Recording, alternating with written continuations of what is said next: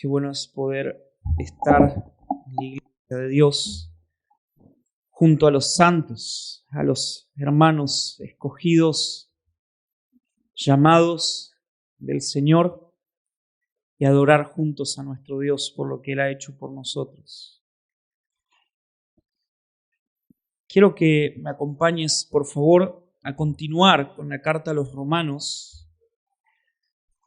Romanos capítulo 13, vamos a terminar el capítulo hoy. La semana pasada, no la anterior,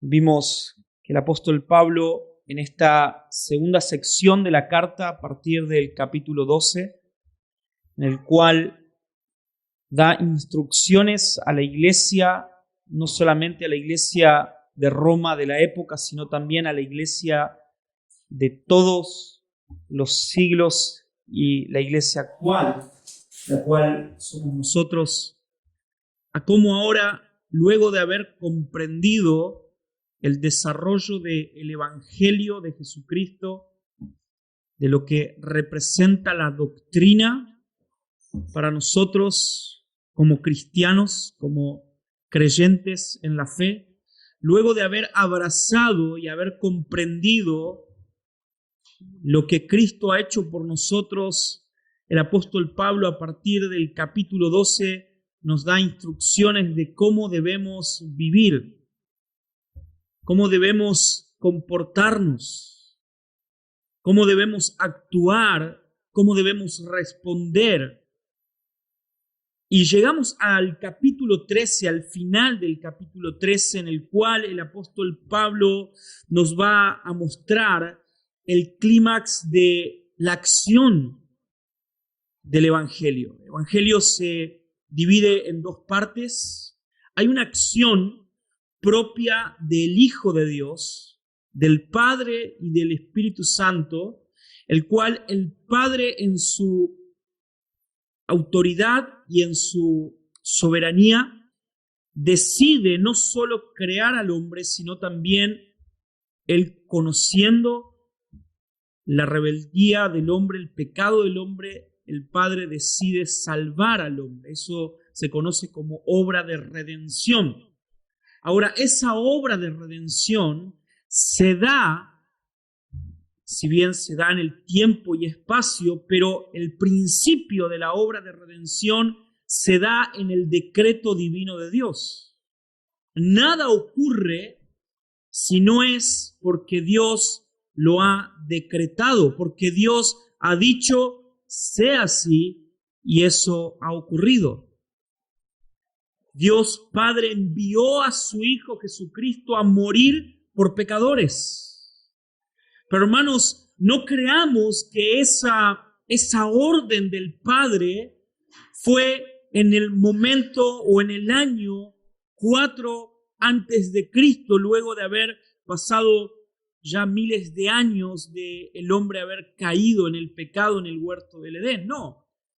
En realidad, el Padre envía al Hijo a morir por pecadores, aun cuando los pecadores, ni vos ni yo, ni ningún otro ser humano había sido creado.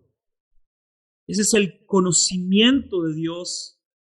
Ese es nuestro Dios maravilloso que antes de crear al hombre, Él sabía que el hombre iba a pecar y también Dios sabía y había planificado el salvar a sus criaturas creadas. Eso se hizo presente en el momento en el cual el Verbo se encarnó. El Verbo se hizo carne y habitó entre nosotros, dice el apóstol Juan. Hizo tabernáculo, estuvo en medio de nosotros, caminó entre nosotros, se hizo hombre. Cristo se hizo igual a nosotros para poder comprender al hombre y también salvarlo. Él fue tentado en todo, nos dice el autor de Hebreos. Él fue hombre igual que nosotros, sin embargo, Cristo no vio pecado Cristo efectuó en el tiempo y en el espacio la obra de salvación en la cual vos y yo ahora somos beneficiados. Pero hermanos, eso no termina ahí. Ahora el Hijo ha enviado al Espíritu Santo de Dios para que nosotros, los hijos de Dios unidos a Cristo por medio del Espíritu, podamos caminar, andar conforme al Hijo de Dios, revestidos del Hijo de Dios. Y eso es lo que hoy vamos a ver, hermanos. Vamos a ver de qué manera nosotros debemos o podemos caminar conforme al mandamiento de Dios. Quiero preguntarte una pregunta muy sencilla para comenzar. Quiero que por un momento pienses qué es lo que en el momento que creíste en Cristo Jesús o te acercaste al camino de la fe, ¿qué es lo que más te impactó?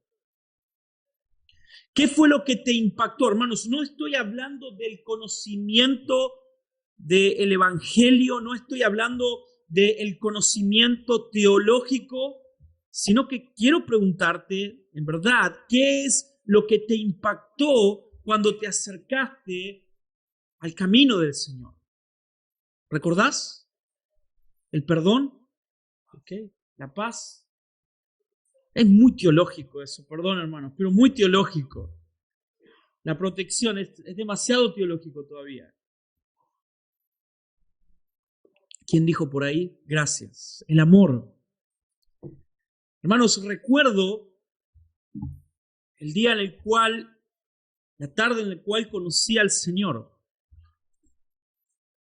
No tenía ningún conocimiento de quién era Cristo, o por lo menos lo que entendía de Cristo era una idea bastante vaga que había acumulado de solamente oír algunas definiciones y habitualmente erróneas. Pero nunca voy a olvidar que el día en el cual conocí al Señor, Dios utilizó a un cristiano, a una persona, para mostrarme el amor que Él tenía por mí. Hermanos, durante toda la época, desde el primer siglo de la iglesia hasta el día de hoy, el impacto que la iglesia ha tenido, cuando hablo de la iglesia genuina, verdadera, es ni más ni menos que el amor. La iglesia ha reflejado el amor y el impacto que ha generado la iglesia ha sido plenamente por el amor que Dios demuestra y derrama en los corazones de los creyentes. Ayer pensaba en la vida de un hombre llamado George Mueller cuando estaba meditando en la introducción del mensaje de hoy. George Mueller era un joven, un hombre que nació en el año 1805, el cual había dedicado sus primeros días o primeros años desde su juventud a malgastar su vida. George Mueller era un verdadero pecador que dedicaba sus primeros años de juventud a vivir su vida en el libertinaje de las orgías, borracheras, y a los 17 años incluso llegando a estar o siendo enjuiciado por causas penales. Cuando leía ayer sobre la vida de George Mueller, era inevitable para mí no verme reflejado en la vida de George Mueller. Cada página que leías sobre la vida de George Mueller recordaba y venían recuerdos antiguos de mi vida en mi juventud, en los primeros años de mi juventud. Hay un momento donde George Mueller cuenta que en el momento en el cual su madre muere, él estaba tan borracho que ni siquiera tuvo la posibilidad de despedir a su madre. Él tenía algo así de 14 años. Como dije, vivía en el libertinaje, en las adicciones, en el juego, en la prostitución. Estaba absolutamente perdido. Hasta que a los 17 años el padre decide enviarlo a estudiar divinidades, y en ese grupo de personas que estaban estudiando divinidades, a alguien se le ocurrió invitarlo a un grupo hogareño. George Mueller relata que fue impactado por el amor y, escuchen esto, porque él había visto en las personas que estaban en ese grupo gente que se preocupaba por las necesidades y por la vida de George Mueller. ¿Saben quién es George Mueller? Hay un libro de Hukum que pone el título de la vida de George Mueller como el padre de huérfanos. George Mueller, luego de haber experimentado el amor de Dios por medio de cristianos, comenzó a servir a personas, a huérfanos. Luego de haberse casado, comenzó a recibir niños sin padre, sin madre. Primero, alrededor de 30 niñas en su casa. 30 niñas. Al llegar al final de su carrera como cristiano, George Mueller había trabajado en la vida de más de 2,000 niños huérfanos, en los cuales él dedicó su vida a enseñarles a leer, a escribir con su esposa, utilizando ni más ni menos que una Biblia. Ese era George Mueller. Hermanos, el impacto que la iglesia debe tener con las personas del mundo debe ser, según lo que vamos a leer hoy, por medio del amor. Muchas veces nosotros comprendemos que el amar al prójimo es un mandato de Dios para amar a mi hermano que está sentado los domingos en la iglesia. Sin embargo, lo que el apóstol Pablo nos va a mostrar en el versículo 8 hasta el versículo 14 es que en realidad nosotros hemos sido llamados a amar a todos los hombres.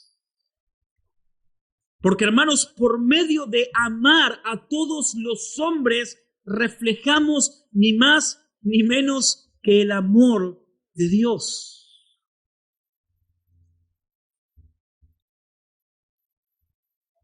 Nuevamente quiero preguntarte, ¿recordás cómo el amor de Dios impactó en tu vida en el momento en el cual conociste a Dios? ¿Cómo olvidar de aquellas primeras personas que dedicaron sus días, sus horas, su tiempo para llevarnos a Cristo? ¿Cómo olvidarlos, verdad? ¿Los recordás? Qué lindo, ¿no? Pero quiero preguntarte, ¿cuánto tiempo hoy vos estás dedicando en tu vida para impactar a otros con el amor de Dios? ¿Cuánto? Nunca voy a olvidar a mi pastor del corazón, Juan Vitirito. Johnny lo conoció, el cual seguramente si lo pusiéramos aquí al frente a hablar de teología, probablemente no podría ni siquiera dar alguna definición teológica. Él falleció hace algunos años. Pero recuerdo que cuando todas las personas me criticaban, me juzgaban, me estaban constantemente ultrajando, Juan siempre venía, se sentaba a mi lado y me decía: Fer, tranquilo, todo va a estar bien, tranquilo. Y oraba conmigo y Juan siempre me decía, Dios va a cumplir su propósito en tu vida. Nadie lo creía, o no, Johnny, nadie creía eso. Con Fernando cumplir Dios un propósito casi imposible. Pero hermanos, Dios siempre pone a personas que nos muestra su amor por medio de ellas. Nosotros somos llamados a ser esas personas. Miren lo que dice el apóstol Pablo. Versículo 8, y vamos a ver 3 puntos en esta mañana mediodía para que podamos tener y podamos pensar en estos días, en la semana. Dice el texto, dice el apóstol Pablo, no debáis a nadie nada, sino el amaros unos a otros. Porque el que ama a su prójimo, escuchen esto, ha cumplido la ley. Porque esto, no cometerás adulterio, no matarás, no hurtarás, no codiciarás, y cualquier otro mandamiento en estas palabras se resume. Amarás a tu prójimo como a ti mismo. El amor no hace mal al prójimo, por tanto el amor es el cumplimiento de la ley. Miren qué interesante esta parte. Y haced todo esto conociendo el tiempo, que ya es hora de despertar del sueño, porque ahora la salvación está más cerca de nosotros que cuando creímos. La noche está muy avanzada y el día está cerca, por tanto desechemos las obras de las tinieblas y vistámonos con las armas de la luz. Andemos decentemente como de día y no en orgías y borracheras, no en promiscuidad sexual, lujurias, no en pleitos y envidias. Antes bien, vestíos del Señor Jesucristo y no penséis en proveer para las lujurias de la carne. Amén. Quiero que veamos 3 puntos importantes de lo que acabamos de leer. Quiero que notes esto. Lo primero que vamos a hacer, o lo primero que vamos a ver, es una pequeña o una definición, no tan pequeña, una definición de lo que es el amor. Hermanos, el amor ha sido cuestionado y ha sido pensado durante toda la historia de la humanidad. De hecho, quiero ahora mencionarte luego, en un ratito, algunas definiciones de algunos filósofos pensantes acerca del amor. Incluso se han escrito libros para intentar explicar qué es el amor. Así que lo primero que debemos hacer, e incluso el apóstol Pablo lo hace aquí de una manera muy corta, pero vamos a ir a otro texto donde vamos a tener algo más de amplitud. Pero lo primero que el apóstol Pablo hace es darnos una definición de lo que el amor es. Hay una definición muy corta ahí, pero tiene mucho contenido. Luego de ver lo que el amor es, o sea, ver una definición del amor, lo que vamos a ver que el apóstol Pablo hace es ver o enseñarnos de qué manera, ahora sí, conociendo qué es el amor, de qué manera podemos practicar el amor. Hermanos, es imposible practicar algo que no conocemos, algo que no podemos definir. Entonces, primero lo que debemos hacer es definir qué es el amor, qué contiene el amor para poder practicarlo. Habitualmente, incluso hoy en día, hermanos, vemos que hay definiciones y prácticas que se establecen o se dicen ser o nacidas del amor. Sin embargo, vemos que claramente no son así. Y por último, el apóstol Pablo nos va a mostrar el impulso que debemos tener o cuál debe ser nuestro impulso como cristianos para cumplir lo que el apóstol Pablo nos va a llamar a ser, que es amar al prójimo. Pero quiero que me acompañes entonces al primer versículo.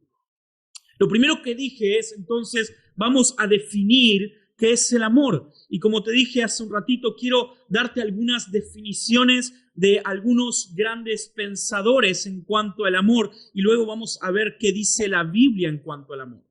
Primero quiero nombrarte a un filósofo el cual ha impactado mi vida. No es un gran teólogo, de hecho creo que en su teología está bastante errado. Sin embargo, me ha encantado su historia. Para comprender un poco su teología o su idea filosófica, he tenido que intentar comprender su historia, y este hombre se llama Søren Kierkegaard.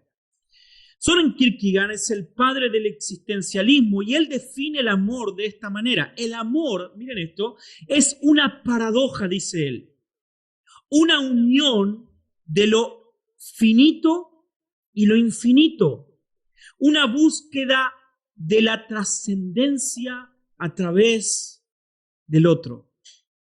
Muy filosófico, ¿verdad? Sí, demasiado. Ok, vamos a otro. Platón, ¿sí? ¿Alguna vez en la escuela has tenido que leer a este Platón? Incluso se conoce el amor como un amor platónico, ¿sí? De ahí nace, de Platón, nace este concepto de amor platónico. Platón define el amor de esta manera. Dice él, el amor es el deseo de lo bello y lo bueno, una búsqueda, de la perfección a través del otro. Por último, quiero nombrarte a alguien un poquito más cristiano, ¿sí? Bastante más cristiano, un hombre llamado San Agustín de Hipona. San Agustín define el amor de esta manera, y bueno, él pone a Dios, gracias, ¿sí? Él pone a Dios. Dice, el amor, dice San Agustín, es la fuerza que mueve el alma hacia Dios y hacia los demás seres humanos. En otras palabras, él definió el amor como Cristo lo hizo. Este era cristiano, por eso, obviamente. Ahora, si nosotros tenemos que buscar una definición del amor, lo primero que tenemos que hacer es ir a la Biblia. En el texto encontramos una mini definición. Fíjense lo que dice, no debáis nada a nadie, sino el amaros unos a otros. Miren acá, porque el que ama a su prójimo ha cumplido la ley. Lo primero que definimos, o el apóstol Pablo define en cuanto al amor, es que quien ama genuinamente a su prójimo lo que hace es cumplir la ley. O sea, el amor, hermanos, es muy importante. El amor es algo muy importante, hermanos, porque en otras palabras, lo que Pablo está diciendo, la manera en la cual podemos vivir todo lo que venimos aprendiendo en los primeros capítulos, la manera en la cual se debe poner en práctica es por medio del amor. Amar.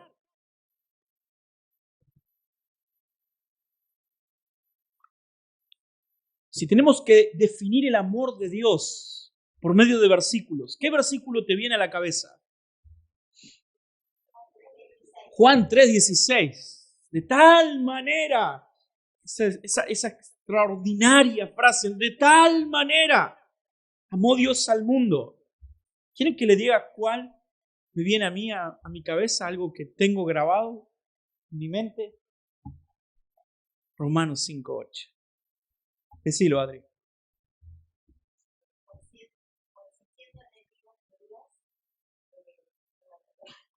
Mas Dios muestra su amor para con nosotros, que siendo aún pecadores, Cristo murió por nosotros. ¡Wow!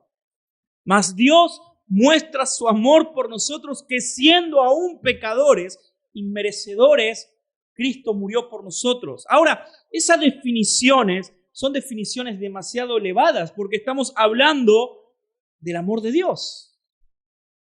También el apóstol Juan nos dice una definición muy sencilla de que Dios es amor. La Biblia nos muestra lo que el amor es.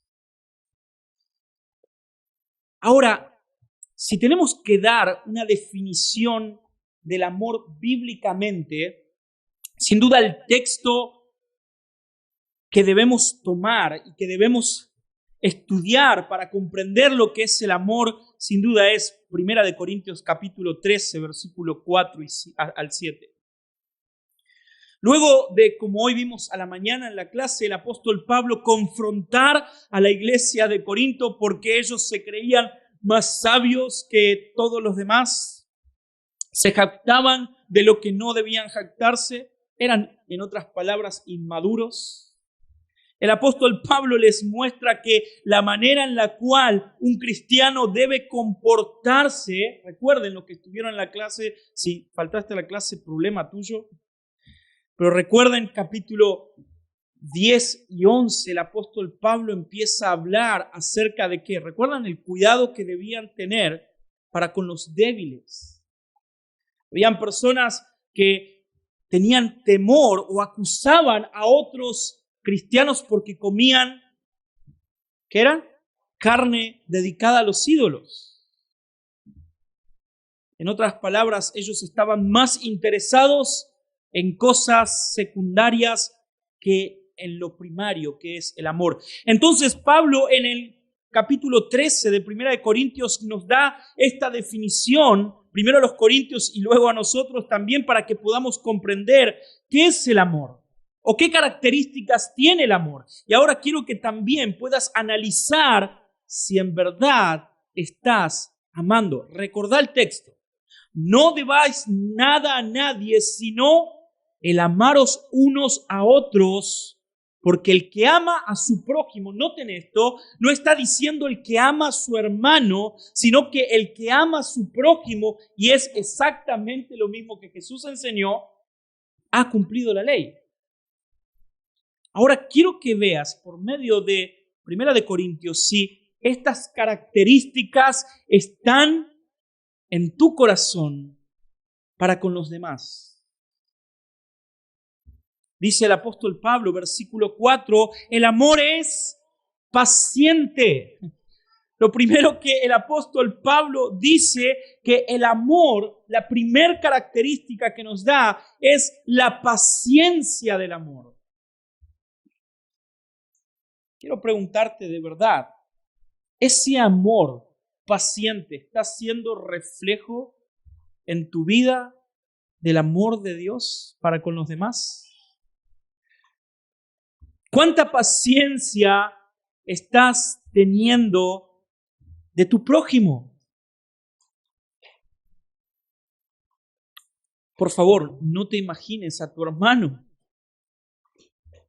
No pienses en tu familia, si es cristiana, ¿no? Pensá en la paciencia de aquella persona en la cual compartís semanalmente el trabajo, la cual estás deseoso de que conozca a Cristo, porque la amás y el amor de Dios está en vos. ¿Es la paciencia la característica del amor que mueve tu corazón para el perdido? Pero fíjense que no solamente el apóstol Pablo nos dice que el amor es paciente, sino que también el apóstol Pablo nos dice que también el amor es bondadoso. En otras palabras, el amor es el que se da. Eso es bondad, hermanos. Es Müller. Es el acto de darse completamente, genuinamente a otro.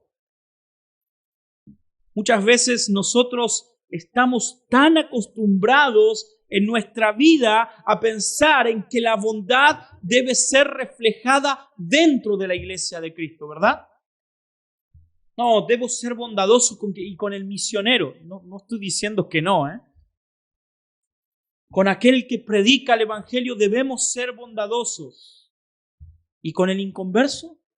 Bueno, que se arregle. No conoce al Señor, así que si sufre un poquito más, sufre un poquito menos, al final va a terminar en el infierno. Así que, hermanos, muchas veces pensamos de esta manera. La Biblia nos llama a ser bondadosos en amor. La característica de la bondad, como dije al principio, y del amor ha sido el reflejo de la iglesia cristiana. Si hoy nosotros disfrutamos de hospitales, de hogares de huérfanos, de lugares en el cual se abraza al necesitado, es porque un cristiano decidió ser bondadoso y reflejar el amor de Dios. Continúa diciendo el apóstol Pablo, el amor no es envidioso. No está mirando lo que el otro tiene, codiciando lo que el otro tiene. La envidia no es más ni menos que la codicia de lo que el otro tiene. El amor, dice el apóstol Pablo, no es presumido ni orgulloso. El amor, hermanos, no es presunción para con los demás. Miren esto, el amor no se comporta con rudeza y el amor no es egoísta. El amor no es egoísta. Hermanos, como dije muchas veces, estamos tan ocupados en las necesidades de nuestra iglesia local, de nuestros líderes, de nuestros pastores, de nuestros pobres, de nuestras viudas, de nuestros huérfanos, que nos olvidamos que el Señor nos ha llamado a amar al prójimo.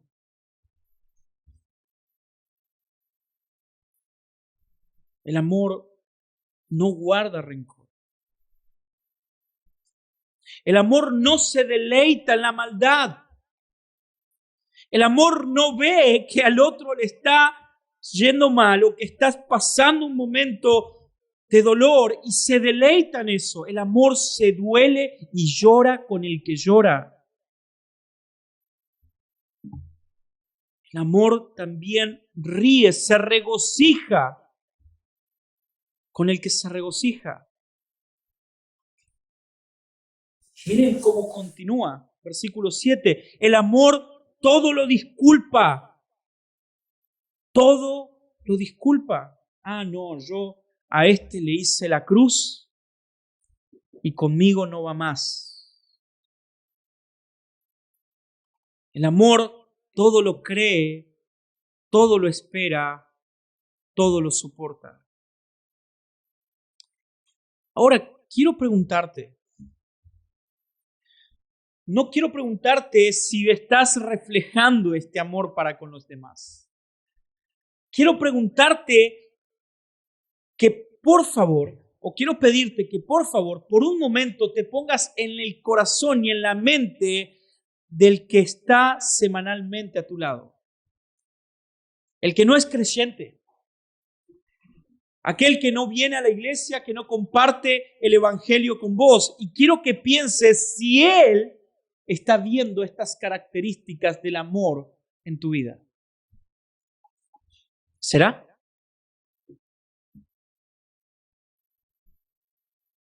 ¿Tus compañeros de la facultad están viendo el amor de Dios? ¿Tus compañeros de trabajo están viendo el amor de Dios desplegado de esta manera? ¿Podríamos en este momento, traer o invitar a alguien de tu contexto, sentarlo aquí adelante y preguntarle si estas características te caracterizan a vos? ¿A mí? ¿Podríamos?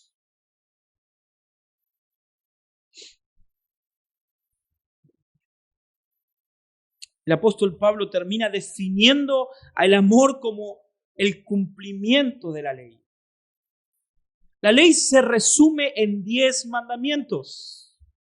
En Éxodo capítulo 20 encontramos el mandamiento de Dios, luego lo encontramos también en otros textos, pero hermanos, sencillamente el mandamiento de Dios se divide en 2 partes. Cuando hablo de mandamiento de Dios, estoy hablando ni más ni menos que la ley moral de Dios. Y esa división es muy sencilla porque Cristo la dividió de esta manera.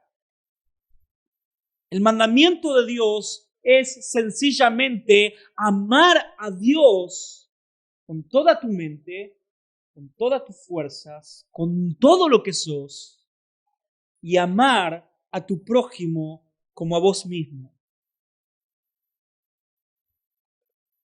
En otras palabras, hermanos, cuando nosotros reflejamos el amor al prójimo, es sencillamente porque estamos amando a Dios. Pero cuando no reflejamos el amor al prójimo, es en realidad el reflejo de nuestro egocentrismo y de nuestro autoamor. Fíjense en el versículo 9, cómo ahora se cumple el amor en nuestra vida. ¿Cómo practico el amor en mi vida? Ya definimos lo que es el amor, las características del amor, pero ahora lo que Pablo nos dice es ¿cómo lo hacemos? O mejor dicho, ¿qué no debemos hacer para que el amor se vea reflejado en nuestra vida? Porque esto, dice el apóstol Pablo, no cometerás adulterio, no matarás, no hurtarás, no codiciarás y cualquier otro mandamiento en estas palabras se resumen. Amarás a tu prójimo como a ti mismo. El amor no hace mal al prójimo, por tanto el amor es el cumplimiento de la ley nuevamente. En otras palabras, lo que el apóstol Pablo nos está diciendo es que el amar al prójimo nos lleva a cumplir el mandato de Dios. No porque el mandato sea negativo, hermanos. No por temor al mandato, sino por amor. ¿Se entiende? Yo podría no matar a las personas por el temor o no salir a golpear a personas por el temor de ir preso. Por la consecuencia de lo que ocurriría si yo no actúo o si actuara de esa manera. Si vos vas por la vida golpeando a las personas, seguramente en un momento va a venir un policía y te va a decir, muchacho, ponga sus manos para adelante, acompáñeme a un lugar. Pero hermanos, en realidad lo que el apóstol Pablo nos está diciendo es que la consecuencia del amor es el hacer el bien a los demás. Amamos, por ende, hacemos el bien. Por eso, hermanos, es totalmente imposible poder decir que somos creyentes, que estamos en Cristo, que creemos en el Evangelio de Cristo si constantemente estamos incumpliendo la ley de Dios. Es incoherente.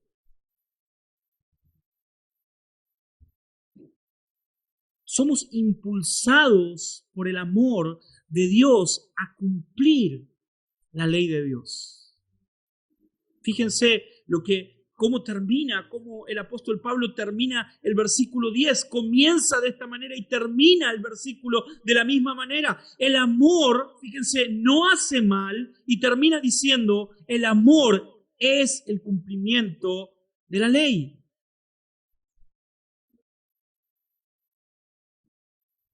Entonces, rápidamente tuvimos una definición del amor. Primera de Corintios capítulo 13.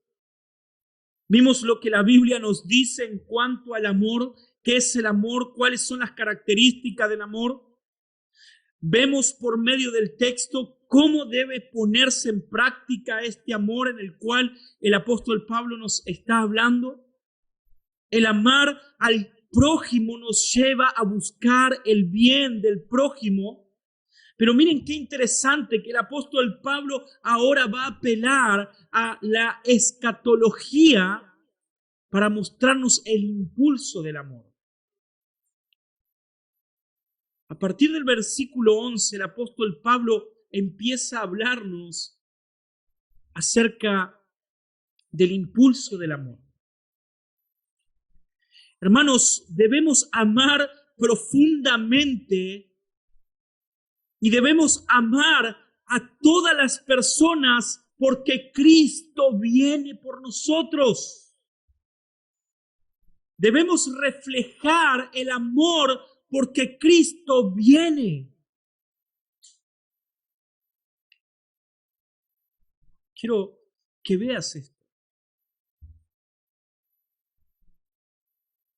El hecho de que Cristo viene debe impulsarnos a amar más a las personas. Versículo 11, y haced todo esto conociendo el tiempo que ya es hora. Y despertaos del sueño, porque ahora la salvación está más cerca de nosotros que cuando creímos.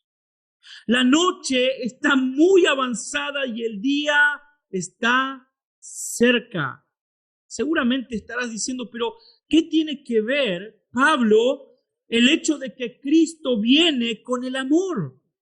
Con el hecho de que diariamente yo me tenga que levantar y aguantar, reflejar el amor con aquel que se sienta a mi lado, con aquel que trabaja a mi lado diariamente. ¿Qué tiene que ver? Hermanos, es muy sencillo.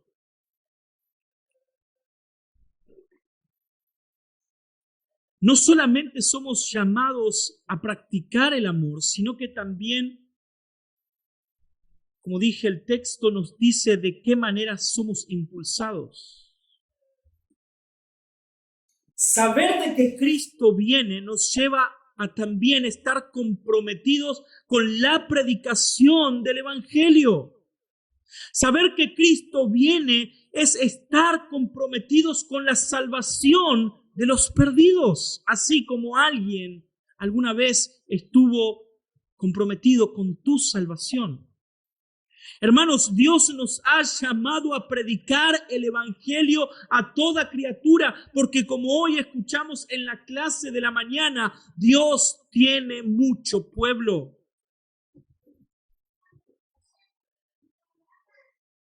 Hermanos, ¿cuántas veces nosotros no dedicamos tiempo a las personas que están a nuestro lado porque creemos que no vale la pena? Porque juzgamos y tenemos preconceptos de las personas. Ahora, hermanos, si tuviéramos que volver al pasado y tuvieras que ver tu vida en el momento que conociste a Dios, quiero preguntarte de verdad, ¿cómo eras? Como dije al principio, si yo tengo que mirar en el momento en el cual Cristo me salvó, lo primero que me viene a la cabeza es la vida de John Mueller. Era un borracho, un pendenciero, una mala persona que no merecía absolutamente nada. Pero hermanos, Cristo nos ha salvado aún siendo pecadores. La salvación, dice el texto, está más cerca. La noche está avanzada. Cristo viene y hay mucho pueblo de Dios, el cual debe ser predicado.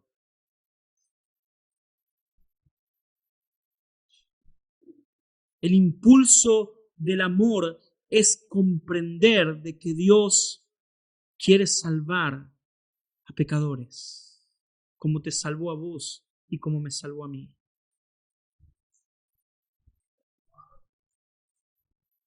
Hermanos, creo que en verdad muchas veces nosotros no creemos de que Cristo viene. Cristo viene, sí, pero primero tengo que terminar mi carrera, primero tengo que comprar mi casa, primero tengo que hacer tener mi familia, tener mis hijos, criarlos y bueno, luego sí Cristo viene. Somos constantemente el centro de todo lo que pensamos.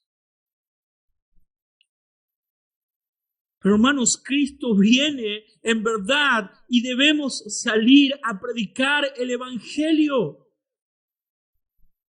La salvación está cada vez más cerca. El juicio de Dios está cada vez más cerca. Debemos predicar el Evangelio. La noche está avanzada. El día se acerca.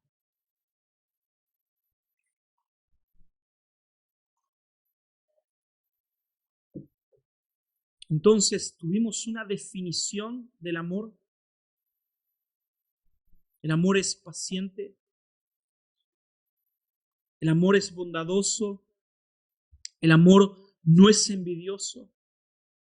No es presumido, no es orgulloso. El amor no es rudo. El amor no es egoísta.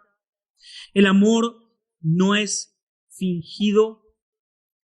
El amor no es rencoroso. El amor no es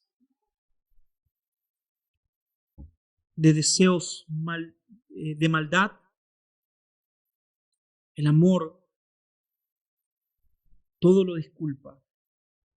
El amor todo lo cree. El amor todo lo espera. El amor todo lo soporta. El amor es el cumplimiento de la ley. Amar al prójimo, hermanos, es el cumplimiento de la ley. El amar al prójimo nos debe llevar a buscar el bien del otro.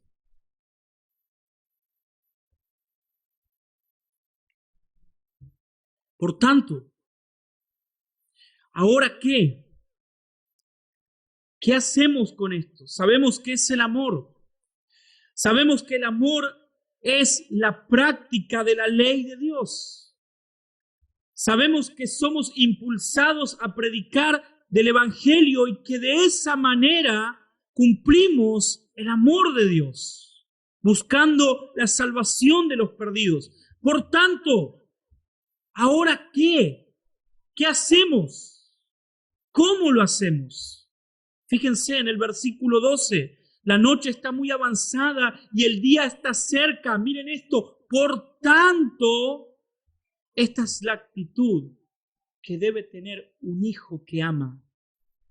Por tanto, como yo entiendo lo que el amor es, lo que Dios exige de mí como un hijo amoroso, por tanto, como ahora quiero practicar el amor para con mi prójimo, no solamente para aquellos que me caen bien o que son de la familia de la fe, sino para con todos, por tanto, como quiero buscar el bien para los demás, por tanto, ahora, dice el apóstol Pablo, desechemos las obras de las tinieblas.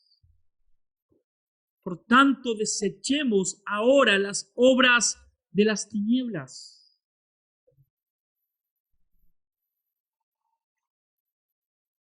¿A qué puede referirse el apóstol Pablo en cuanto a desechar las obras de las tinieblas si está hablando del amor? Pablo lo que nos está diciendo, hermanos, la Biblia lo que nos está diciendo es que debemos olvidarnos de hacer el mal a los demás. Que debemos ser ejemplo de bondad para con los demás. No sé si te diste cuenta, pero comienza el versículo 8 de una manera. Por medio de testimonio. Fíjate, mira. Versículo 8. No debáis nada a nadie. Ejemplo. Conducta. Por tanto, desechemos las obras de las tinieblas. Por tanto, comportémonos como hijos de luz.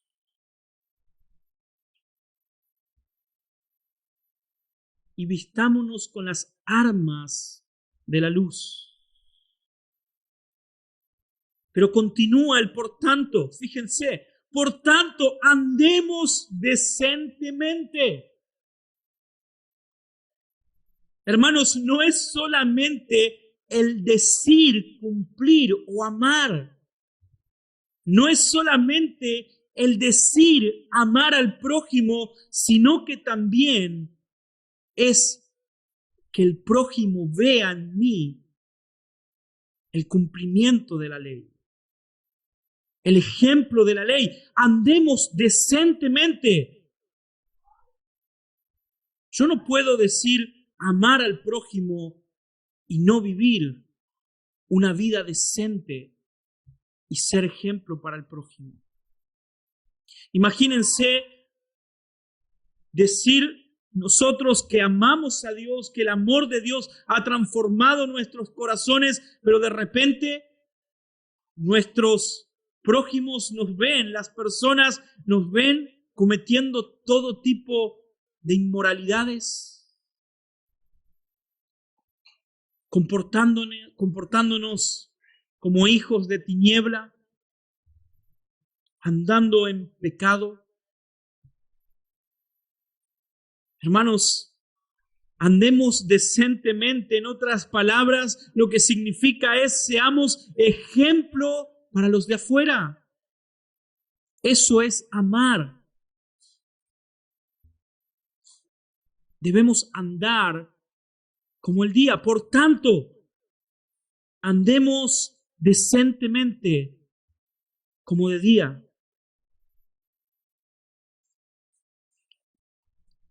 Ahora, hermanos, quiero terminar con esta parte porque creo que es la clave.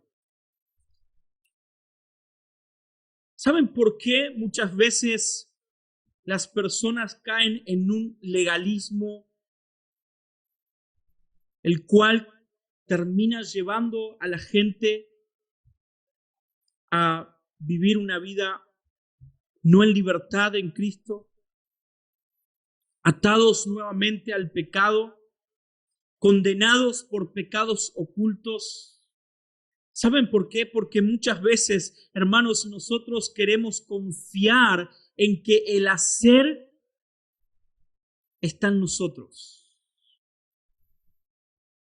Quiero darte la clave en esta mañana, mediodía, de cómo se puede vivir esto. ¿De qué manera vos podés amar al otro sin que eso nazca de vos, ni dependa de vos? Quiero darte la clave para que puedas vivir, como recién te dije, y puedas andar decentemente por la vida mostrando ser hijo e hija de luz. Quiero darte la clave para que puedas ser impulsado verdaderamente, genuinamente en que Cristo viene y que puedas vivir amando a las personas. Hermanos, la clave es ni más ni menos que vestidos de Cristo. Vestidos de Cristo. Si la justicia de Cristo, hermanos, no nos envuelve, entonces nosotros vamos a caer en una sencilla y simple religiosidad y seremos los nuevos fariseos del siglo XXI. Pero cuando Cristo nos envuelve y su justicia nos envuelve, entonces ahora, hermanos, ya abandonamos los hábitos pecaminosos, no por nosotros, sino porque Cristo está en nosotros. Su poder está en nosotros. ¿Saben por qué muchas veces luchamos y luchamos para cumplir la ley de Dios, para amar y no podemos amar, para dejar el pecado y no podemos dejar el pecado? ¿Saben por qué? Porque lo hacemos en nuestras propias fuerzas. Y la Biblia nunca nos llama a hacerlo con nuestras fuerzas. Hermanos, Dios nos ha provisto de todo. Dios nos ha dado la gracia inmerecida. Dios nos ha enviado a su Hijo y a su Espíritu Santo para revestirnos de su justicia. Y ahora, por su justicia, hermanos, podemos abandonar nuestros hábitos de la carne. Fíjense, no lo estoy inventando yo. Versículo 14. Antes bien, vestíos del Señor Jesucristo, y no penséis en proveer para la lujuria de la carne. ¿Ven el contraste? Hay dos maneras de vivir, hermanos. Hay dos maneras de caminar, de andar en la vida. Hay dos maneras de comportarse en la vida. Una es dependiendo de la justicia del Hijo de Dios, y la otra es dependiendo de las obras de tu carne, de tu humanidad. Y hermanos, cuando dependemos de la justicia del Hijo de Dios, es cuando podemos decir, como dijo Martín Lutero, donde Él esté, ahí yo estaré.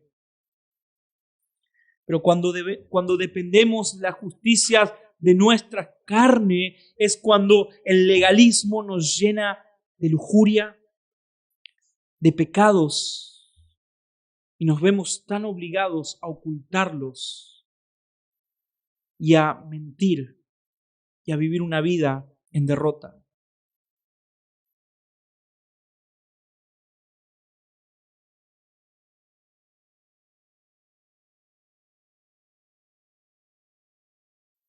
¿Cómo estás amando a tu prójimo?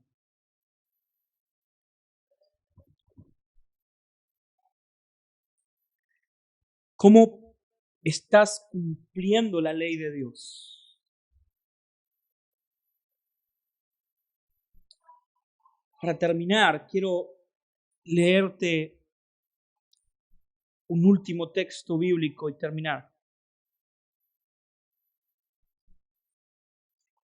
Cuando leía el pasaje, lo primero que me preguntaba, o lo que le preguntaba al texto es, ¿cómo hago para unir?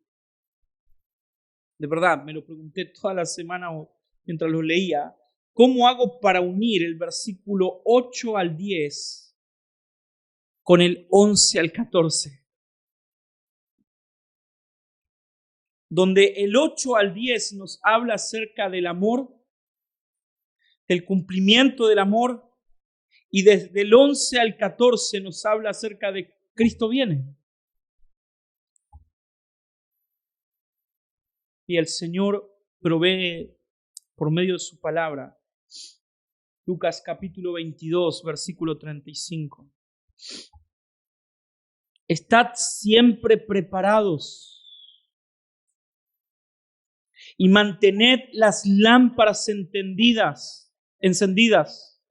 y sed semejantes a hombres que esperan a su Señor que regresa de las bodas para abrirle tan pronto como llegue y lo llame. Dichosos aquellos siervos a quienes el Señor al venir halle velando. En verdad os digo que se ceñirá para servir y los sentará a la mesa y acercándose les servirá, y ya sea que venga en la segunda vigilia o en la tercera y los haya así, dichosos son aquellos siervos. Podéis estar seguros de los que, si el dueño de la casa hubiera sabido a qué hora iba a venir el ladrón, no hubiera permitido que entrara a su casa. Vosotros también estad preparados, porque el Hijo del Hombre vendrá a la hora que no os esperéis.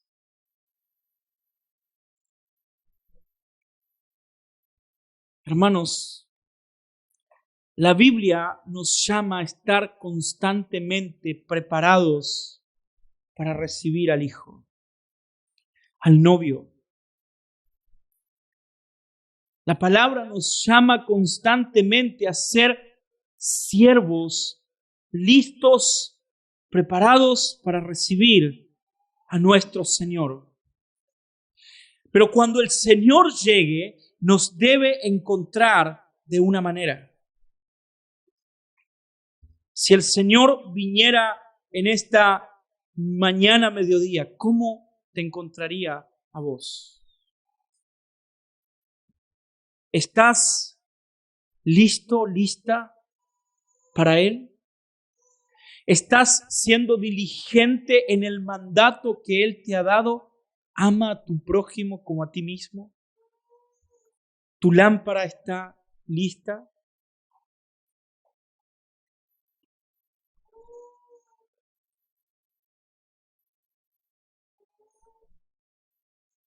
Andemos, vistámonos del Señor Jesús y de su justicia. Esperemos a nuestro Salvador, impulsados por el amor de Él. ¿Oramos? Padre Santo, gracias porque has derramado tu amor en nuestros corazones.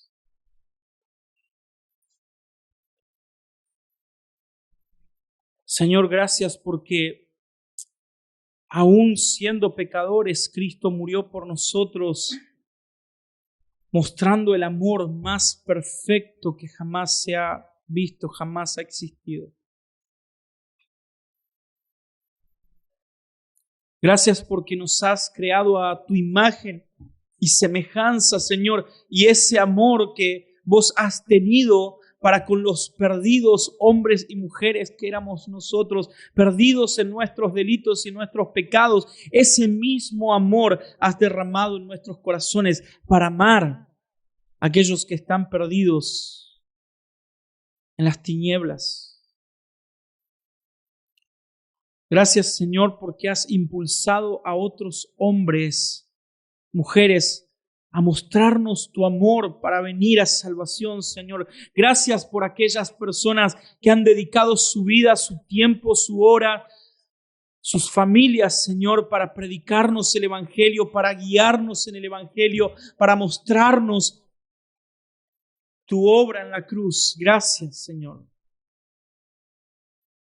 Pero también, Padre, queremos rogarte que pongas el peso del amor de tu mensaje en nuestros corazones. Señor, que el mundo pueda ver, que el mundo crea, Señor, viendo el amor que has puesto en nuestros corazones. Utilízanos, Padre, sabiendo que tu venida está cerca y llámanos a ser, Señor, diligentes con el mandato que nos has dado. Señor, pon el temor necesario para estar velando, Señor, esperando a nuestro amado Señor, pero también haciendo lo que Él nos ha mandado hacer. Amar a nuestro prójimo. Señor, gracias por tu iglesia. Quiero rogarte que seamos el reflejo de tu amor. El reflejo, Señor, de tu amor para con los perdidos. En el nombre de Cristo oramos. Amén.